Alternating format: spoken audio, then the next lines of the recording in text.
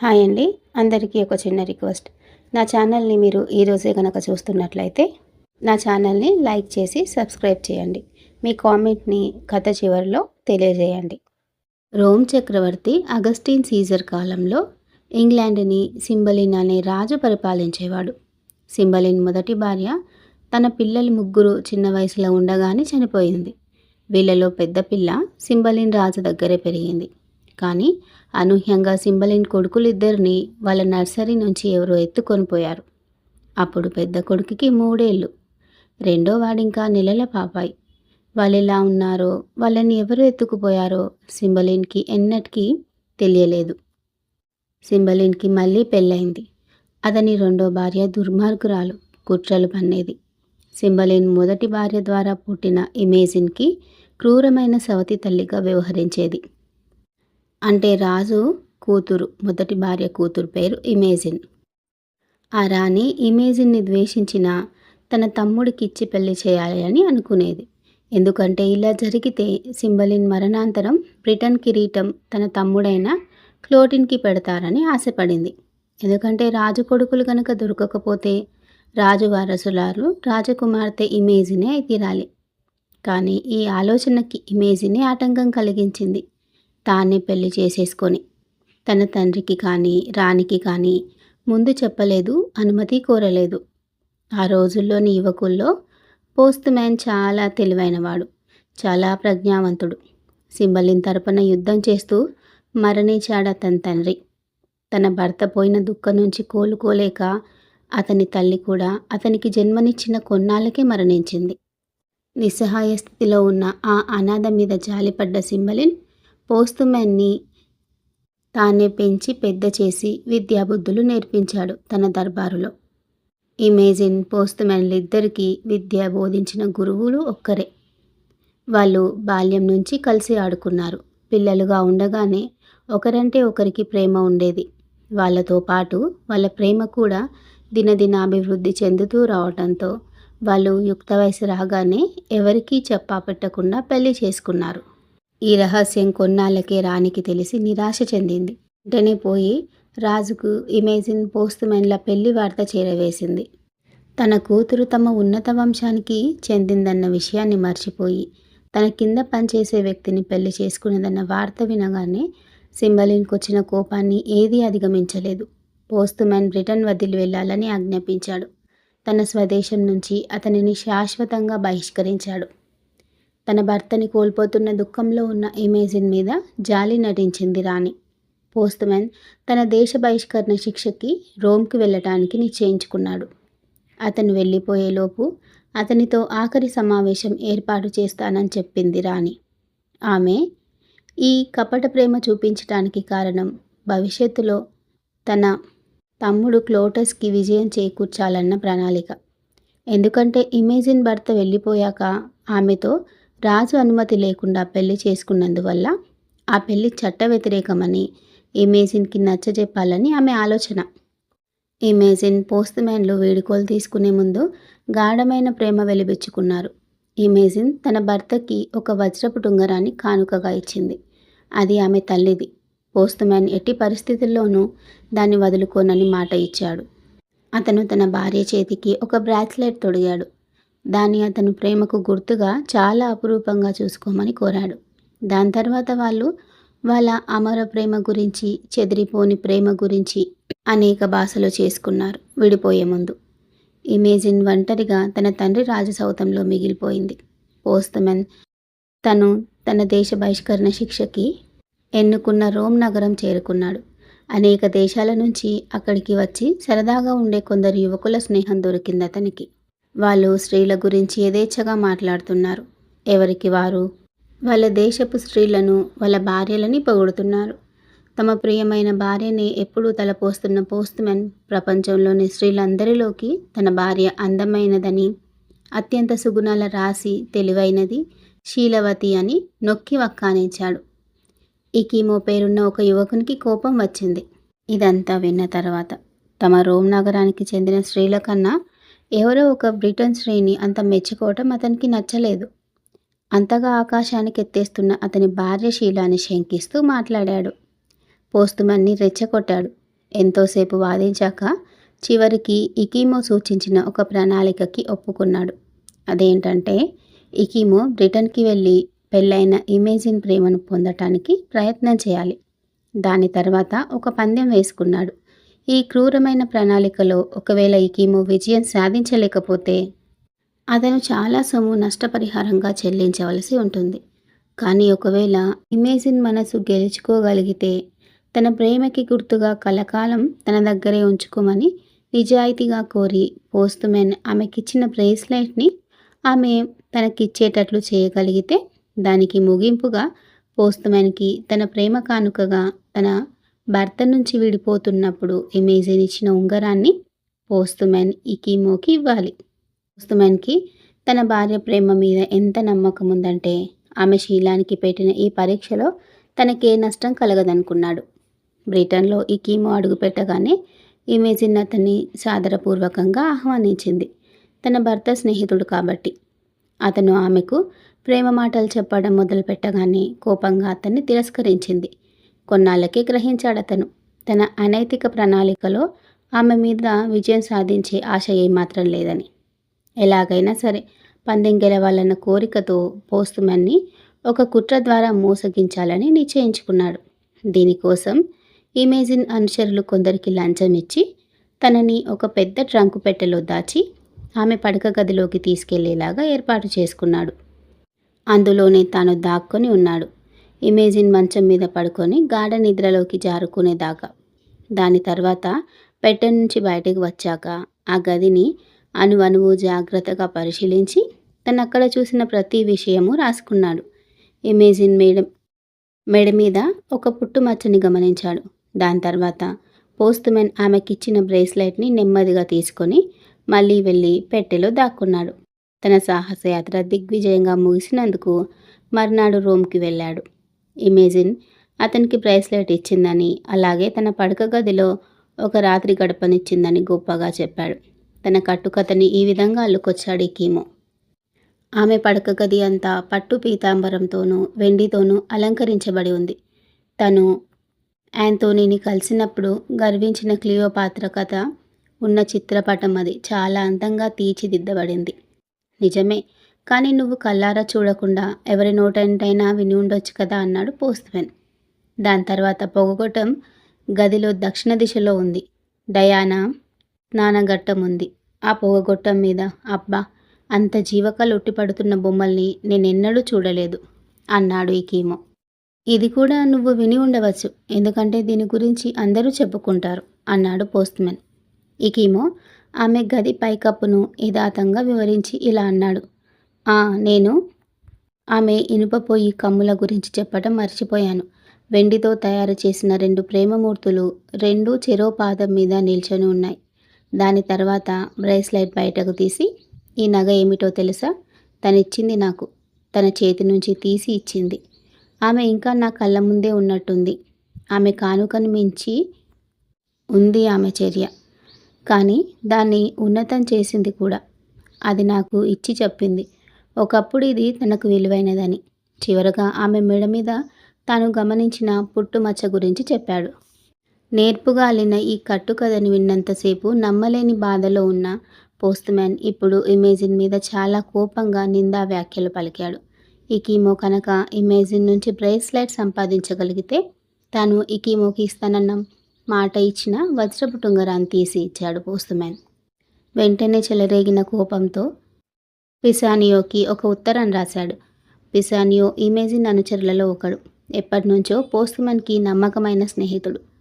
తన భార్య తనని మోసం చేసిందనటానికి తనకి దొరికిన సాక్ష్యాధారాల గురించి చెప్పాక ఇమేజిన్ని మిల్ఫర్డ్ హెవెన్కి వేల్స్రేవికి తీసుకెళ్ళి అక్కడ ఆమెను చంపమన్నాడు. అదే సమయంలో ఇమేజిన్కి నమ్మబలికే ఉత్తరం ఒకటి రాశాడు. అందులో ఇమేజిన్ని పిసానియాతో మిల్ఫోర్డ్ హెవెన్కి రమ్మని రాశాడు. ఎందుకంటే ఆమెను చూడకుండా తాను క్షణం కూడా ఉండలేనని, బ్రిటన్కి తిరిగి వస్తే మరణశిక్ష విధిస్తారని తెలిసినా తాను మిల్ఫోర్డ్ హెవెన్కి వరకు వస్తానని, ఆమెను అక్కడికి దయచేసి రమ్మని బ్రతిమాలుతూ రాశాడు. అసలు ఏమాత్రం అనుమానం కలగని, మంచిదవ్వడంతో అన్నిటిని మించి తను భర్తని ప్రేమించటంతో ప్రాణం కన్నా మిన్నగా అతన్ని చూడాలని ఉండడంతో పిసానియోతో కలిసి అక్కడికి వెళ్ళటానికి హడావిడి పడింది. ఉత్తరం వచ్చిన రాత్రి బయలుదేరింది. వాళ్ళ ప్రయాణం ముగింపుకు వస్తోందనగా పిసానియో పోస్టుమ్యాన్కి విశ్వాసపాత్రుడే అయిన అతని దుష్కార్యంలో పాలు పంచుకోవటానికి విశ్వాసం చూపకుండా తాను పొందిన క్రూరమైన ఆజ్ఞ గురించి ఇమేజిన్కి విన్నవించుకున్నాడు.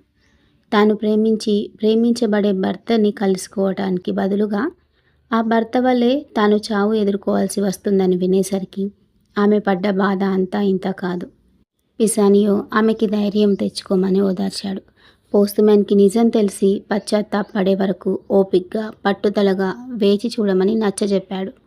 కానీ అంతవరకు తను కష్టకాలంలో తన తండ్రి రాజ్యానికి తిరిగి వెళ్ళనని భీష్మించి కూర్చుంది. అయితే ఆమె ప్రయాణంలో అవస్థపడకుండా ఉండటానికి అబ్బాయిగా మారువేషం వేసుకోమని సలహా ఇచ్చాడు. ఆమెకు అది నచ్చింది. తాను మారువేషంలో రోమ్కి వెళ్ళి తన భర్తను చూడవచ్చు. అక్కడ అతను తనని అంత దారుణంగా చూసినా కూడా ఆమెకి అతని మీద ప్రేమ రవ్వంత కూడా తగ్గలేదు. ఆమె పురుష వేషం వేసుకోవడానికి పిసానియో సాయం చేసి ఆమె కర్మానికి ఆమెను వదిలివేశాడు. తను వెనక్కి తిరిగి వెళ్ళాలి కాబట్టి. కానీ వెళ్లే ముందు ఆమెకు ఒక మందు సీసా ఇచ్చాడు. అది సర్వరోగ నివారిణి అని రాణి చెప్పిందన్నాడు. ఇమేజిన్ పోస్టుమెన్లకి పిసానియో స్నేహితుడవ్వడంతో రాణికి అతనంటే ద్వేషం. అందుకని ఆమె ఇందులో విషం ఉందనుకొని పిసానియోకిచ్చింది. ఆమె తన వైద్యుడికి జంతువుల మీద ప్రయోగించటానికి కొంత విషమిమ్మని కోరింది. ఆ వైద్యునికి ఈమె క్రూర స్వభావం తెలియటం వల్ల ఆమెకి అసలు విషయం ఇచ్చే ధైర్యం చేయలేకపోయాడు. అందుకని అట్టే హాని చేయని మందునిచ్చాడు. ఆ మందు తాగిన వ్యక్తి కొన్ని గంటలు నిద్రపోతాడు, చనిపోయాడన్న భావాన్ని కలుగజేస్తూ. ఈ మందు ఏదో మంచి మందనుకొని పిసానియో ఇమేజిన్కి ఇచ్చాడు. దోవలో ఎక్కడైనా ఒంట్లో బాగుండకపోతే దీన్ని తీసుకోమని చెప్పాడు. ఆమెకి అన్యాయంగా కలిగిన అనుకోని కష్టం గురించి బయటపడటానికి ఆమె క్షేమంగా ఉండాలని ప్రార్థిస్తూ ఆమెని వదిలి వెళ్ళాడు. విధి ఆశ్చర్యకరంగా ఇమేజిన్ని చిన్నప్పుడే ఎవరో ఎత్తుకెళ్లిన ఆమె తమ్ముళ్ళు ఉన్న చోటికి నడిపించింది. వాళ్ళని ఎత్తుకెళ్లిన బెలారియస్ సింబలిన్ కోర్టులో ఒక అధికారి. రాజుని మోసం చేశాడన్న నింద అతని మీద అన్యాయంగా మోపబడితే అతను దేశ బహిష్కరణ శిక్షకు గురయ్యాడు. ప్రతీకారం తీర్చుకోవడానికి అన్నట్టు అతను సింబలిన్ ఇద్దరు కొడుకులను ఎత్తుకెళ్లి అడవిలో తాను దాక్కొని ఉన్న గుహలో పెంచాడు. వాళ్ళని ప్రతీకారం తీర్చుకోవడానికి ఎత్తుకెళ్ళాడు. కానీ త్వరలోనే వాళ్ళని తన సొంత పిల్లలుగా అపురూపంగా పెంచుకున్నాడు. వాళ్ళకి మంచి విద్యాబుద్ధులు బోధించాడు. వాళ్ళు చక్కటి యువకులుగా పెరిగారు. వాళ్ళలోని రాజరికపు లక్షణాలు వాళ్ళని ధైర్యంగా సాహస చర్యలు చేసేటట్టుగా చేశాయి. వాళ్ళు వేటాడి ఆహారం సంపాదించటం వల్ల హుషారుగాను దృఢంగాను తయారయ్యారు.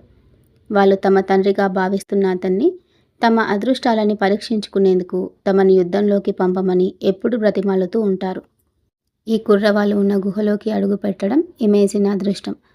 అంత పెద్ద అడవిలోని తనని మిల్ఫర్డ్ తీసుకెళ్లే దోవ తప్పిపోయింది. ఆహారం కనుక్కునే మార్గం ఎక్కడా దొరకలేదు. అలసటతోనూ ఆకలితోనూ కళ్ళల్లోకి వచ్చాయి ప్రాణాలు. ఎందుకంటే సుకుమారంగా పెరిగిన యువతి పురుషునిగా వేషం వేసుకున్నంత మాత్రాన అడవిలో ఒంటరిగా మగానిలాగా తిరగడం వల్ల కలిగే అలసటను భరించలేదు. అక్కడ గుహ చూడగానే లోపలికి అడుగుపెట్టింది. అతనికి ఆహారం పెట్టడానికి లోపలెవరైనా ఉంటారేమోనన్న ఆశతో. కానీ లోపలెవరూ లేరు. కానీ అందులో చూస్తే కొంచెం ఆహారం కంటపడింది. ఆమె ఆకలి ఎంతగా ఉన్నదంటే ఎవరైనా తనని కూర్చోబెట్టి పెట్టే వరకు ఆగలేకపోయింది. వెంటనే కూర్చొని తినడం మొదలుపెట్టింది. అబ్బా, మగవాని జీవితం చాలా కష్టం బాబు. ఎంత అలసిపోయాను నేను. వరుసగా 2 రాత్రులు నేలనే నా పక్కగా చేసుకున్నాను. నా గట్టి పట్టుదల వల్ల చేయగలిగాను. లేకపోతే రోగం వచ్చి ఉండేది. పిసానియో కొండ పైనుంచి ఫిల్మడ్ హెవెన్ని చూస్తే ఎంత దగ్గరగా అనిపించింది. స్వాగతంగా అనుకుంది. తర్వాత ఆమె భర్త మీదికి, అతను దారుణంగా చేసిన ఆజ్ఞ మీదికి ఆమె ఆలోచనలు పోయాయి. నా ప్రియమైన పోస్టుమెన్, నువ్వు మోసగాడివి అన్నది. ఇమేజిన్ తమ్ముళ్ళిద్దరూ అంతవరకు తమ తండ్రితో వేటకు వెళ్ళి అప్పుడే తిరిగొచ్చారు. బెలారియస్ వాళ్ళనికి ఆయన పేర్లు పెట్టుకున్నాడు. వాళ్ళకి అంతకు మించి ఏం తెలియదు. బెలారియస్ తమ తండ్రి అనుకున్నారు. కానీ ఈ రాజకుమారులు సింబలిన్ కొడుకులని వాళ్ళకు తెలియదు. నేను వాళ్ళ పేర్లు చెప్పటం లేదు. ఇప్పటికే చాలా ఎక్కువ పేర్లైనాయి. ఇవి తెలుగు పేర్లు కావు కాబట్టి. నేను వాళ్ళ కొడుకులానే చెప్తాను.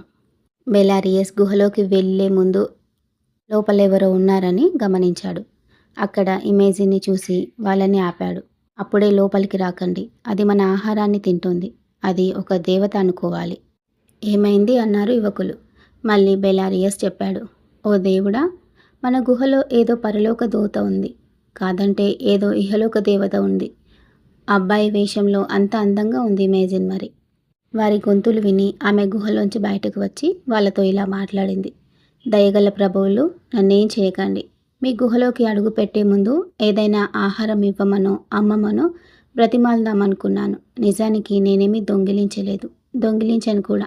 నేల మీద బంగారం పడి ఉన్నా కూడా నేను తీసుకోను. నేను తిన్న ఆహారానికి డబ్బు ఇదిగో. నేను ఎక్కడ తిండి తిన్నానో అక్కడ వదిలి ఉండేవాడిని. నాకు ఆహారం పెట్టిన వాళ్ళు చల్లగా ఉండాలని ప్రార్థిస్తూ. వాళ్ళు చాలా నిజాయితీగా తమకి డబ్బేమక్కర్లేదన్నారు. మీకు నా మీద కోపంగా ఉన్నట్టుంది. కానీ ఒక మాట, నా తప్పుకి మీరు నన్ను చంపుతామనుకుంటే నేను ఆ తప్పు చేయకపోయి ఉంటే చచ్చిపోయి ఉండేవాడినని తెలుసుకోండి అంది భయం భయంగా. ఎక్కడికి బయలుదేరావు? నీ పేరేమిటి? అడిగాడు బెలారియస్. ఫిడేల్ నా పేరు, చెప్పింది ఇమేజిన్. నాతో ఒక ఉద్యోగి ఉన్నారు. అతను ఇటలీకి వెళ్తున్నాడు. మిల్ఫర్డ్ హెవెన్లో దిగి నాకు బాగా ఆకలి వేసి ఇదిగో ఈ తప్పు చేశాను. వృద్ధ బెలారియస్ చెప్పాడు. ఓ అందమైన యువకుడా, దయచేసి మమ్మల్ని చెడ్డవాళ్ళుగా భావించవద్దు. మేము ఉంటున్న ఈ బ్రాండ ప్రాంతం చూసి మా మంచితనాన్ని కొలవకు. నువ్వు మంచి చోటుకే వచ్చావు. దాదాపు రాత్రి అవుతుంది. నువ్వు వెళ్ళేలోపు హుషారుగా వెళ్తావు. ఇక్కడ ఉన్నందుకు తిన్నందుకు సంతోషిస్తావు. అబ్బాయిలు, అతనికి స్వాగతం చెప్పండి. మర్యాదస్తులైన ఆ యువకులు ఆమె తమ్ముళ్ళు. వాళ్ళ గుహలోకి ఇమేజిన్కి ఎన్నో మంచి మాటలతో స్వాగతం పలికారు. ఆమెని తమ సోదరునిగా ప్రేమిస్తామని చెప్పారు. వాళ్ళు గుహలోకి వచ్చారు. ఇమేజిన్ చక్కని గృహిణిలా వాళ్ళకి రాత్రి భోజనం వండటంలో సహాయం చేసింది. ఇప్పుడు ఉన్నత వంశంలో పుట్టిన అమ్మాయిలకు వంట రావడం సాంప్రదాయం కాదు, కానీ అప్పుడు ఉండేది. ఈ ఉపయోగకరమైన కళలో ఇమేజిన్ ఆరితేరింది. ఆమె తమ్ముళ్ళు కూడా చక్కటి మాటల్లో వర్ణించారు. ఆమె వాళ్ళ మనసుని కుదిపి దానిమీద శ్వాస రాసినట్టయింది అన్నారు. దాని తర్వాత దేవతలాగా ఎంత బాగా పాడుతాడతను అన్నాడు యువకుల్లో ఒక అతను. అంతేకాదు, వాళ్ళు ఫిడేల్ అంత తీయగా నవ్వితే అందమైన మొహాన్ని ఒక విచారమేఘం కప్పేస్తుందని, చూస్తుంటే దుఃఖం ఓపిక రెండూ కలిసి అతని మొహాన్ని ఆక్రమించేశాయని వాళ్ళలో వాళ్ళు అనుకున్నారు. ఈ సున్నితమైన లక్షణాలకి ఇమేజిన్ ఆమె తమ్ముళ్ళకి ఆరాధించే వస్తువైపోయింది.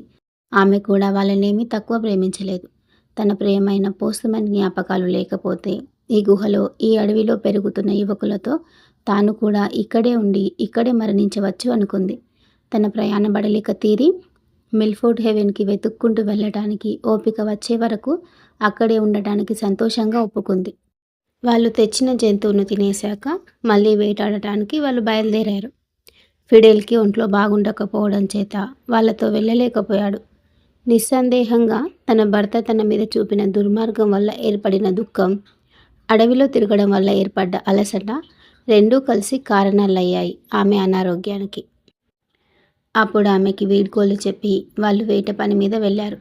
దోవ పొడుగున యువకుడైన ఫిడేల్ అందచెందాలని రాజసాని పొగుడుతూ. ఇమేజిన్కి తను ఒంటరిగా ఉన్న మరుక్షణం పిసానియో తనకిచ్చిన మందు గుర్తుకొచ్చింది. దాన్ని తాగేసింది. వెంటనే గాఢ నిద్రలోకి, మరణాన్ని పోలిన నిద్రలోకి జారుకుంది. బెలారియస్ ఆమె తమ్ముళ్ళు వేట నుంచి తిరిగి వచ్చాక ముందు పెద్ద తమ్ముడు అడుగు పెట్టాడు గుహలోకి.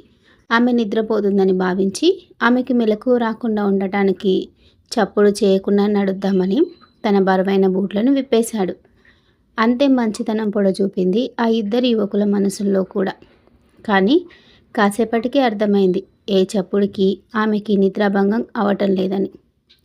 దాంతో ఆమె చనిపోయిందని భావించారు. ఆమె మరణానికి ఇద్దరు తమ్ముళ్ళు చాలా బాధపడ్డారు. అసలు వాళ్ళు పుట్టినప్పటి నుంచి ఎన్నడూ విడిపోనంతగా. అదీ కాక ఆమెని అడవిలోకి తీసుకుపోయి అప్పటి సాంప్రదాయం ప్రకారం పాటలతోనూ పద్యాలతోనూ ఆమె అంత్యక్రియల వేడుకలని చేద్దామని సూచించాడు బెలారియస్. అప్పుడు ఇమేజిన్ తమ్ముళ్ళిద్దరూ ఆమెను ఒక నీడ ప్రాంతానికి తీసుకెళ్ళి అక్కడ గడ్డి మీద సుతారంగా పడుకోబెట్టి చనిపోయిన ఆమె మనశ్శాంతి కోసం ప్రార్థన చేసి ఆమె శరీరాన్ని ఆకులు పువ్వులతో కప్పారు. అందులోని ఒక తమ్ముడు అన్నాడు, ఎండాకాలం అయ్యేంత వరకు నేనిక్కడ ఉండే వరకు పిడెల్, నేను నీ శ్మశానం మీద పూలు పెడతాను. నీ మొహాన్ని పోలిన ప్రిమ్రోజ్, నీ స్పష్టమైన నరాల లాంటి బ్లూబెల్, నీ ఊపిరి కన్నా తీయగా ఉండని ఎగ్లైంటన్ ఆకులు, ఇవన్నీ నీ మీద వేస్తాను. చలికాలంలో నీ తీయని దేహాన్ని కప్పటానికి పూలు లేనప్పుడు బొచ్చుగా ఉన్న నాచు వేస్తాను. ఆమెకి అంత్యక్రియలు జరిగాక భారమైన గుండెలతో అక్కడి నుండి వెళ్ళిపోయారు. అలా ఆమె ఒంటరిగా ఎంతోసేపు లేదు. నిద్రపుచ్చే మందు ప్రభావం తగ్గగానే ఆమె కళ్ళు తెరిచింది. తన మీద వేసిన ఆకులు పూలను తేలిగ్గా విదిలించుకొని లేచి కూర్చుంది.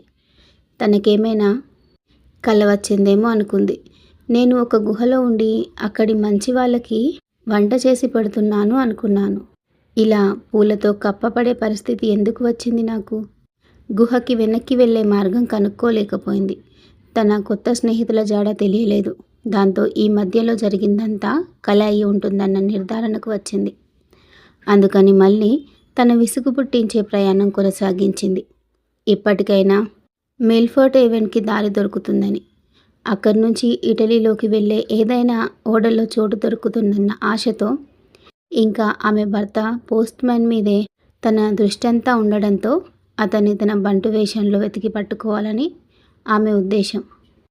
కానీ ఇదే సమయంలో అనేక గొప్ప సంఘటనలు జరుగుతున్నాయి. ఇమేజిన్కి వీటి గురించి ఏమీ తెలియదు. రోమ్ చక్రవర్తి అగస్టిన్ సీజర్ మధ్య, బ్రిటన్ రాజు సింబలిన్ మధ్య ఉన్నట్టుండి యుద్ధం మొదలైంది. బ్రిటన్ని అటకాయించడానికి రోమ్ సైన్యం బయలుదేరి ఇమేజిన్ తిరుగుతున్న అదే అడవిలోకి ముందు వచ్చారు. ఈ సైన్యంతో పాటు పోస్ట్ మ్యాన్ వచ్చాడు. రావటం రోమన్ సైన్యంతో బ్రిటన్కి వచ్చిన పోస్ట్ మ్యాన్కి తన సొంత మనుషులతో రోమ్ వైపు యుద్ధం చేయటం ఇష్టం లేదు. బ్రిటన్ సైన్యంలో చేరిపోయి తనకు దేశ బహిష్కరణ శిక్ష విధించిన రాజు తరపునే యుద్ధం చేయాలనుకున్నాడు. ఇమేజిన్ తనని మోసం చేసిందనే ఇంకా అతను నమ్ముతున్నాడు. కానీ తను గాఢంగా ప్రేమించిన ఆమె మరణ వార్త, అది కూడా తన ఆజ్ఞ అనుసరించి పిసానియో అతనికి ఉత్తరం రాశాడు.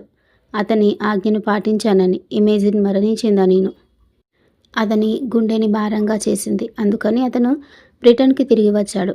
అయితే యుద్ధంలో వీరమరణం పొందుతాడు, లేదా దేశ బహిష్కరణ శిక్ష నుంచి తిరిగి వచ్చినందుకు సింబలిన్ చేతిలో మరణం పొందుతాడు. మిల్ఫర్ట్ హేవెన్ చేరేలోపు ఇమేజిన్ రోమ్ సైన్యం పాలిట పడింది. ఆమె అక్కడ ఉన్న తీరు వాలకం ఆమెని రోమన్ జనరల్ అయిన లూసియస్కి బంటుని చేసింది. ఇప్పుడు సింబలిన్ సైన్యం శత్రువుని ఎదుర్కోవడానికి ముందుకు వచ్చింది.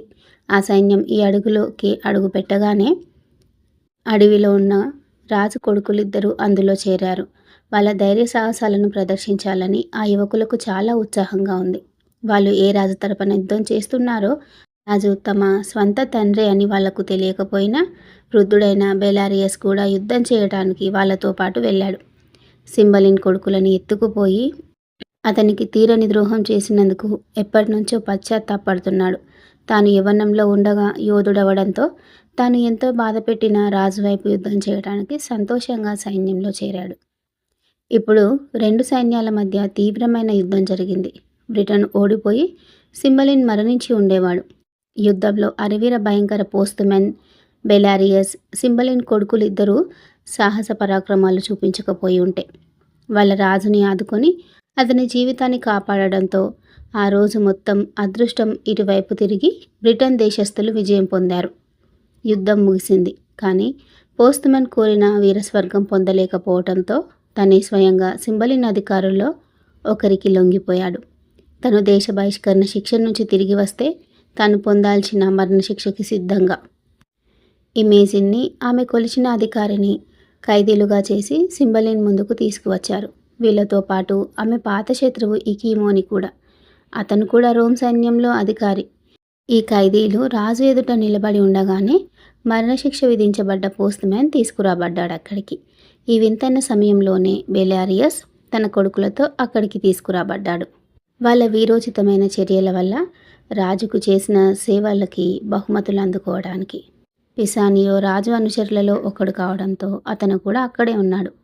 ఆ విధంగా రాజు సమక్షంలో పోస్ట్ మ్యాన్ తన కొత్త యజమాని రోమన్ జనరల్తో ఇమేజిన్, నమ్మకమైన అనుచరుడు పిసానియో, తప్పుడు స్నేహితుడు ఈకీమో, అలాగే సింబలిన్ తప్పిపోయిన ఇద్దరు కొడుకులు, వాళ్ళని ఎత్తుకుపోయిన బెలారియస్తో సహా నిల్చొని ఉన్నారు. అందరికన్నా ముందు మాట్లాడాడు రోమన్ జనరల్. తక్కిన వాళ్ళు రాజు ముందు నిశ్శబ్దంగా ఉన్నారు. వాళ్ళలో చాలామందికి గుండె వేగంగా కొట్టుకుంటున్నా కూడా. ఇమేజిన్ పోస్ట్‌మ్యాన్‌ని చూడగానే గుర్తుపట్టింది. అతను రైతు వేషంలో ఉన్నా కూడా. కానీ ఆమెని మగదుస్తుల్లో చూసి అతను గుర్తుపట్టలేకపోయాడు. తర్వాత ఈకీమోని గుర్తుపట్టింది. అతని వేలికున్న ఉంగరాన్ని చూసి అది తనదేనని గ్రహించింది. కాకపోతే ఆమెకింకా తెలియదు అతనే తాను పడుతున్న కష్టాలన్నిటికీ కారణమైనవాడని. తన సొంత తండ్రి ముందే తను యుద్ధ ఖైదీగా నిల్చోవాల్సి వచ్చింది. పిసానియో ఇమేజిన్ని గుర్తుపట్టాడు. అతనే ఆమెని మగదుస్తులు ధరింపజేశాడు కాబట్టి. ఈ వ్యక్తి నా యజమానురాలు. ఆమె బతికే ఉంది కాబట్టి మంచో చెడో కాలం ముందుకు సాగని అనుకున్నాడు. బెలారియస్ కూడా ఆమెను గుర్తుపట్టి తన కొడుకులతో రహస్యంగా చెప్పాడు. ఈ పిల్లవాడు మరణం నుంచి కోలుకున్నవాడు. అందులో ఒక కొడుకు జవాబు చెప్పాడు. ఈ చిన్నారి గులాబీ లాంటి కుర్రాడు చనిపోయిన ఫిలేర్ని పోలి ఉన్నంత ఒక ఇసుక ఇంకో ఇసుకని పోలి ఉండదు. ఆ చనిపోయిన వ్యక్తే బతికి వచ్చాడు అని అన్నాడు. అందులో రెండో యువకుడు, అతనే గనక అయితే మనతో ఖచ్చితంగా మాట్లాడి ఉండేవాడని నా నమ్మకం. కానీ అతను చనిపోవడం చూసాం మనం. మళ్ళీ రహస్యంగా అన్నాడు. మాట్లాడకండి అని చెప్పాడు బెలారియస్. పోస్ట్‌మ్యాన్ తన మరణశిక్ష వార్తని ఆనందంగా ఆహ్వానించడానికి నిశ్శబ్దంగా వేచి ఉన్నాడు.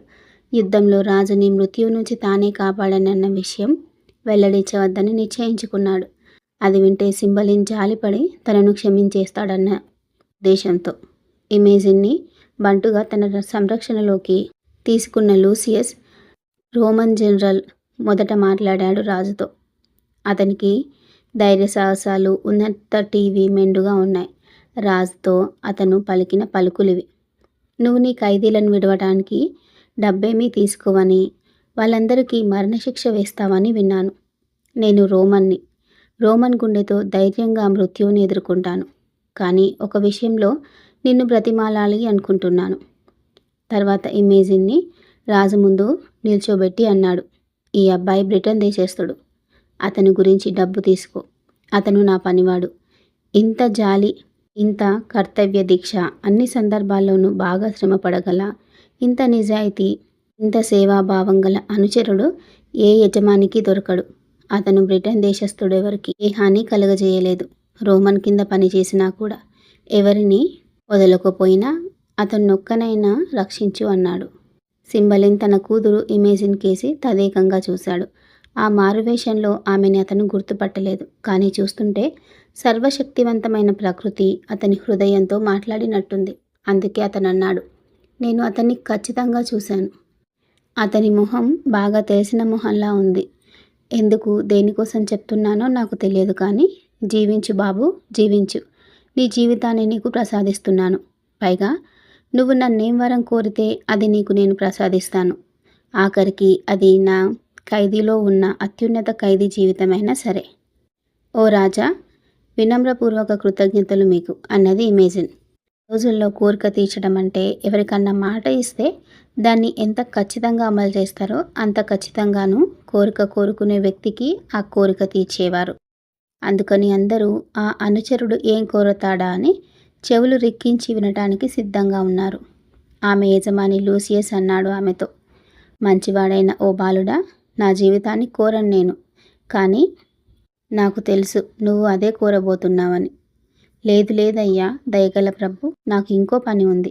మీ ప్రాణభిక్ష కోరలేను నేను. కృతజ్ఞత లోపించినట్టు కనబడిన ఈ అబ్బాయిని చూసి ఆశ్చర్యపోయాడు రోమన్ జనరల్. తర్వాత తన దృష్టి ఈకీమో మీద నిలిపిన ఇమేజిన్ ఈ కోరిక తప్ప వేరే ఏదీ కోరలేదు. ఈకీమో చేత తన చేతికి పెట్టుకున్న ఉంగరం ఎక్కడిదో నిజం చెప్పించాలి. ఈ కోరికను తీరుస్తానన్నాడు సింబలిన్. ఈకీమో తన చేతికి ఈ వజ్రపు ఉంగరం ఎలా వచ్చిందో నిజం చెప్పకపోతే అతన్ని చిత్రహింసలు పెడతానని బెదిరించాడు. ఇప్పుడు ఈకీమో పూర్తిగా తను పన్నిన కుట్రలన్నీ వివరంగా చెప్పుకొచ్చాడు. అంతకుముందు వర్ణించినట్టుగా అతను పోస్ట్‌మ్యాన్‌తో ఎలా పందెం కాసింది, తాను ఎలా మోసం చేసి అతన్ని నమ్మించింది అంతా చెప్పాడు. తన భార్య నిర్దోషత్వం నిరూపించబడగానే పోస్ట్‌మెన్‌కి కలిగిన ఆవేదన మాటల్లో వర్ణించలేనిది. అతను వెంటనే ముందుకు వచ్చి రాజకుమార్తెకి తాను ఎలా మరణదండన విధించమని పిసానియోని కోరాడో ఒప్పుకొని బాధగా అరిచాడు. తన ప్రియమైన భర్త పడుతున్న ఆవేదనను చూసి భరించలేకపోయిన ఇమేజిన్ తన నిజరూపం వెల్లడించకుండా ఉండలేకపోయింది. ఆమెను చూడగానే పోస్ట్‌మెన్ తన ఆనందాన్ని వివరించలేకపోయాడు. అపరాధ భావంతోనూ, దుఃఖంతోనూ కుంగిపోతున్న అతనికి నిశ్చింత కలిగింది. తను చాలా దారుణంగా హింసించిన తన ప్రియతమ భార్య ప్రేమను తిరిగి పొందాడు. అతనిలాగే సింబలిన్ కూడా చాలా సంతోషించాడు. తప్పిపోయిందనుకున్న కూతురు ఇలా అనూహ్యంగా తిరిగి దొరకడంతో తండ్రిగా తన మునుపటి ప్రేమని కుమ్మరించాడు. ఆమె భర్త పోస్ట్‌మెన్‌కి ప్రాణభిక్ష పెట్టడమే కాక తన అల్లుడుగా స్వీకరించడానికి కూడా ఒప్పుకున్నాడు. తాను చేసిన ద్రోహం గురించి చెప్పడానికి సమస్యలు తీరి ఆనందం వెల్లివిరుస్తున్న సమయాన్ని ఎన్నుకున్నాడు బెలారియస్. తన 2 కొడుకులను రాజుకు చూపించి అతని తప్పిపోయిన కొడుకులు వీళ్ళేనని చెప్పాడు.